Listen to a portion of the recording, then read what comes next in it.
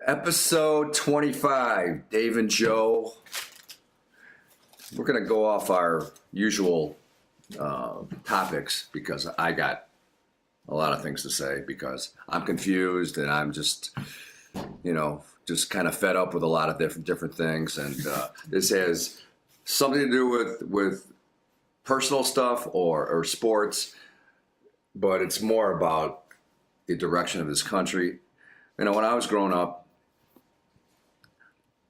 we always looked up to presidents, and President Kennedy was my hero when I was growing up. And I didn't know anything about his extramarital affairs and everything. I just knew what he stood for, his speeches, and just he gave you hope, and you wanted to follow him.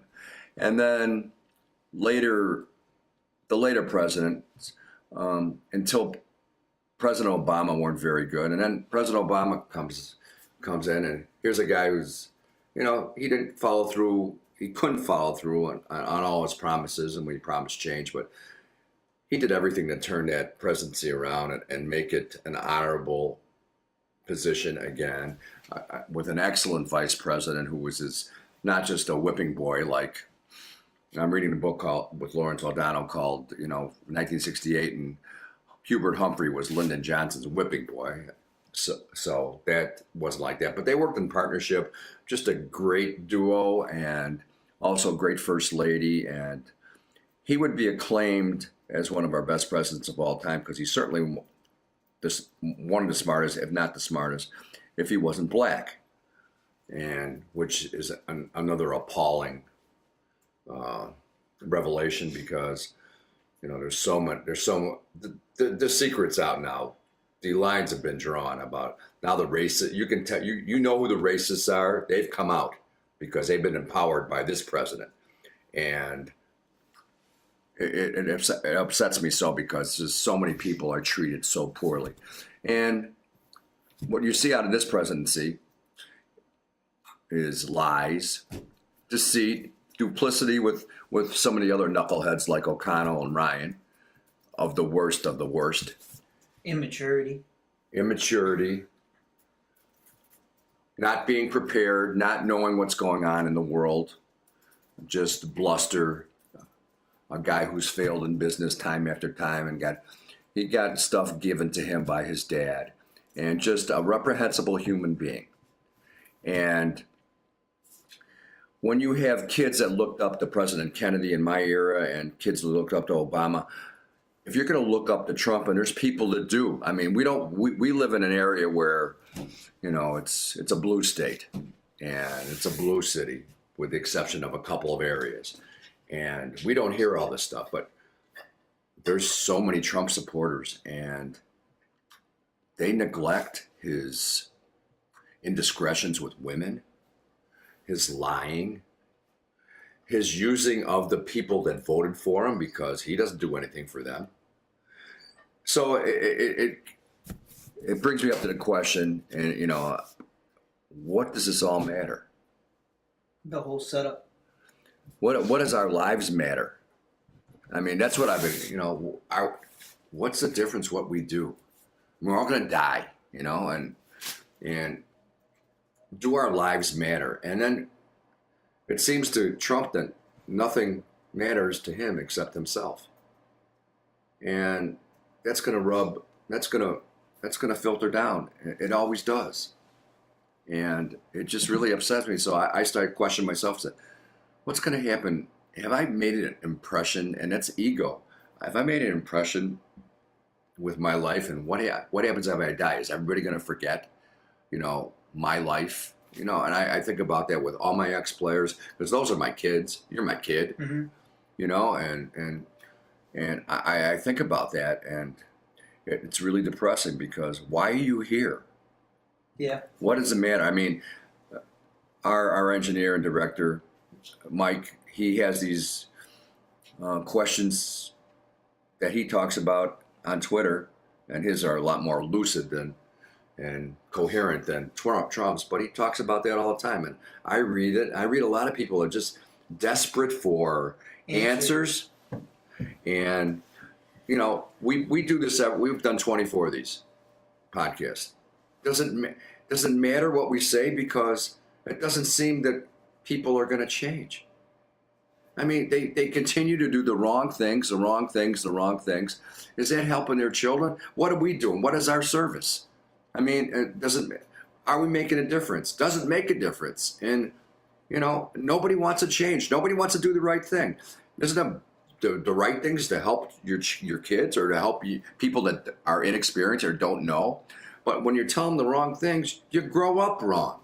And so then I question myself, what have I been telling kids the wrong things the whole time?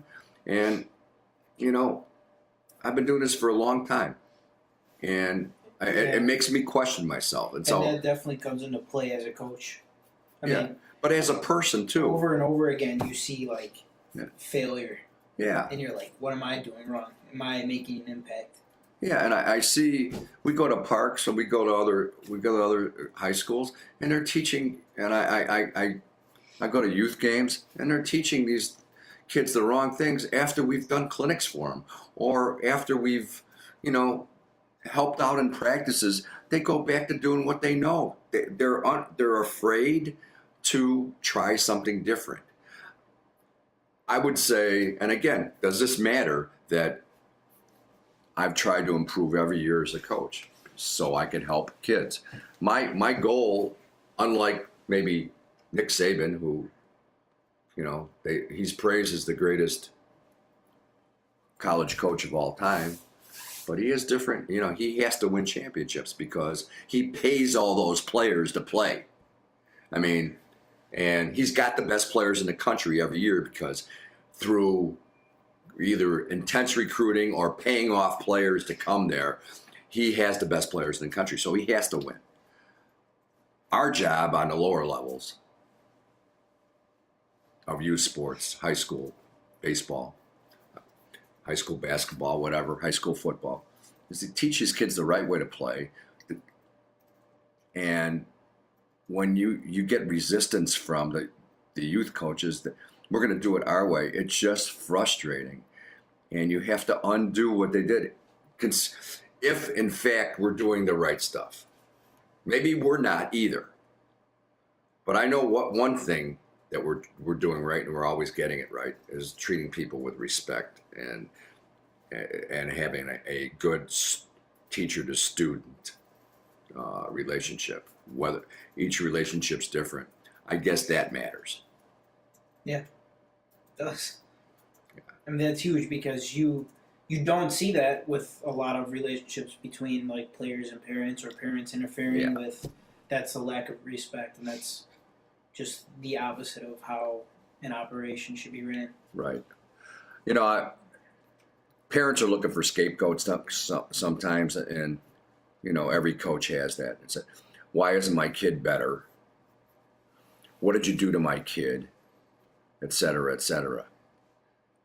And those kids, it's usually they don't have the ability, or they don't want to change, or they're just not coachable. Maybe sometimes it's coach's fault, but most of the time it's a parent or adult overvaluing kids' ability. And what do you do about that? What do you do when you keep a kid because he's really hustled in practice and he's just doing it in practice, in tryouts, and once he gets on a team, he stops? And then the dad says, well, why isn't he playing? Or the mom says, why isn't he playing? So, I mean, and you just can't play 3 days and then you have to get better. Their goal was to make a team. This is great. I get frustrated with the whole process. Well, yeah, I mean, that's the deal right there. That's why what you said is so great, is because everybody, not just high schoolers, have so many short-term goals. They don't have a long-term goal. They don't have anything they could see down the road, right? Their confidence was low. Whatever was about them wasn't enough, that they were like, I just want to make this team. But they didn't think about what happens after they make the team. Okay, stop. This is exactly what happened in the election. Yeah. He didn't know what the hell what he was going to do. He didn't think he was going to win. He was trying to win. Now that he won, what does he do? And he's doing everything, and he's doing everything wrong. 100%. Yeah. And so now I'm like, to relate this, bring it together. I read a book a week ago. It's called Intangibles. About a guy who studied like sports psychology, and he worked in the Pittsburgh organization. And he would work with a lot of the players, minor leagues and professional players, literally about their mindset and help them fix kind of their issues, their performance issues, but not just like, oh, you should meditate, or, oh, you should do visualization. Not that that stuff doesn't work, but he would get these players, build relationships with them, and have them open up. And so a lot of the players would be always talking about, they're in AA. I need to hit this average. I need to get to AAA. And then like they make it to AAA, and the next season you see them back down in AA. But you never see him make it to the big leagues. And so he started going through this process with guys. Where do you see yourself 5 years from now? And these guys are confident players. That's how they get that far. Right. And they say, well, in 5 years, I see myself in the major leagues hitting home runs, hitting 13 triples a year, saying where they see themselves in 5 years. And then he would back it up and say, how do we get there now? What's your plan? And so that developed an actual timeline for these people who struggled, because even though that was their plan when you sat there and asked it to them, what they actually thought about was, I'm in AA, how do I get to AAA? Then you get to AAA and you're so happy with that winning moment, but that winning moment isn't where you want to be. You know what I mean? Right. You got to have the end game. You got to have the end game in sight. Right. And that's why I think that was so interesting what you're saying, that like these kids, and if MLB players are doing it and pro players are doing it, but 14-year-olds are doing it, trying to make absolutely. But you have all those guys you just said. Okay, at the psychologist. Mm-hmm. All these AA players have the same. Well, they want to go as high as they can. Well, they want to get to AAA. Some want to get to the big leagues, but they're all this. Let's say they're all the same ability. But what separates the guys that move up and end up in the big leagues, or even in AAA and stay in AAA, than the ones that maybe go to AAA, go back down, or never make it above AA? Mm-hmm. And that's exactly where I'm going with that. Is sometimes it's talent. Sometimes you might not care. Sometimes but it is you're talent. so damn good. What's the variable that separates your work ethic, your mindset, a lot of shit that you What's the can't mindset? see? What's the mindset? Well, for example, what I was just saying, the ability, we talked about this later, the intensity, the desperation to win, but also Stop. What's your plan? Stop. Because Winning players and those who don't know how to win. Mm-hmm. Who are examples of winning players? And I hate to bring up New York Yankees because I hate them. Yeah, but they're winners. Okay, but Derek Jeter, when he was younger, he did these little things. He made that tag at home plate where they beat Oakland 1-0, and he should never have been in that area. Shortstop being there to tag the guy out at home. Yet that was a winning play. That saved the series. They end up winning the World Series, but they would have never been there if he wasn't happened to be there because guy wasn't covering home plate, so he was there. Mm-hmm. And that's just winning plays. The guys you're talking about who they think about numbers. Exactly. And that's all they think about, they won't win. Dude, that's why Derek Jeter, he didn't just want to make the team in high school. He didn't just want to be in AA. He didn't just want to be in the MLB. He wanted to play for the New York Yankees. That's what he wanted to do. He grew up in Michigan, and he wanted to play for New York. And he wanted to be the baddest motherfucker. Yeah. And now he is the baddest motherfucker because he has turned out, he is trying to ruin the Miami Marlins by trading off everybody. So from being a great player, he's been a horseshit owner so far. Mm-hmm. So whatever. It's a side story. Yeah, right. But there's a story to it all. I mean, great players, there's things that they don't forget about. I had a good game. Fine, it was just a game. There's 162 of them. Because I could have, my next 10 games could be terrible. You know what I mean? Yeah. So it's just like the short-sightedness of our society. You see it now in young athletes, the short-sightedness. They want that instant gratification for everything. That's why Twitter and the internet are so key to this society, today's society, because it's immediate. It's immediate. Basketball is a game of immediacy, right there. Baseball's more intelligentsia, a acquired taste, a little bit of a cerebral game. It seems a little more like patience with a side of like risk, Right. because even no matter what move you make in terms of your decision Right. as a coach or a player to bunt or hit and run, you never truly know what's going to happen. Well, when the it's ball kind of moves funny. back. It's a cerebral game. Okay, I mean, there's all sorts of situations played by a lot of dumbasses. Mhm. I mean, let's face it. There's not a lot of college players, and even if they were in college, they just were baseball majors. But you don't have these like cerebral type guys, but you have baseball instinctive guys. They're brilliant on the field. Now, if we could take the brilliance from the classroom to the baseball field or basketball court, Jones, where I coach at, we would have a ton of state championships and a ton of city championships. But it doesn't work out that way. But you know what?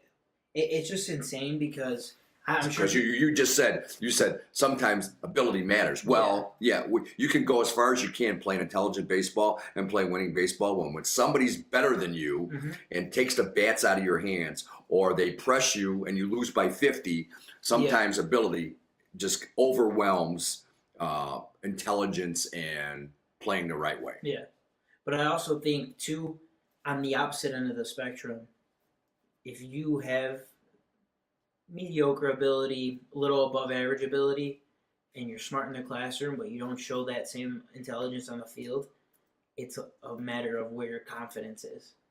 Yeah. You're smart in the classroom, cool. I mean, nobody's watching you.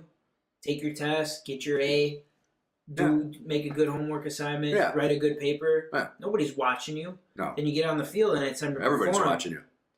and you freeze. Yeah. So like, hey, it's a public classroom work is private.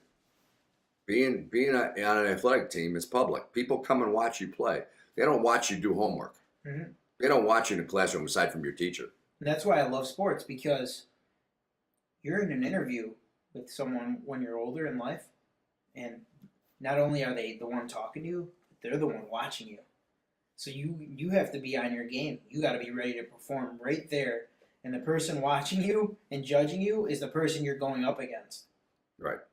Right? The other team isn't going to call you out or say if the umpire is. So that's just a preparation for the person who's the umpire and the opponent. Right. That's why I love, athletics and teaching athletics. And I always bring... And really, what you just said, teaching athletics, the greatest coaches are teachers. And you have to teach athletics. You can't throw a ball out there and say, okay, learn it. They don't know. They might have innate athletic ability, but they have to be taught. And when that does matter, I just talked about mattering. That does matter if you want to be in sports. And you know what? Your kids are your most important possession. If it matters, then get the right instruction. Because it's great to be involved in sports. It really does matter because it's a voluntary activity. You don't have to do it. Yeah. And there's so many incompetents in this profession. And that's the best part. That's the worst part, incompetency. But you don't have to do it on any level as a player or a coach. But that's what, people like parents, they need to understand. If your kid doesn't want to play a sport, he shouldn't have to. But some parents make them. But that's what puts more pressure on kids. If a kid's playing purely because he wants to play, he might give you 120% every single day. Right. And that's another thing to take home too. It's just none of this is mandatory. But if you're here to show up, that's what life should be about. Because so many people go to their jobs and they hate them. Yeah. Instead of going jobs that they like, right? Do you like your job? I like my job, but would I prefer something else? Yeah, because I prefer to coach 24/7. So. And that's what we're trying to do. We're trying to make this matter enough to you so we could be, selfishly, a really big time business. Okay. Yeah, I mean. So Yeah. Do I like my job? Yeah, of course. I'm 23, going on 24.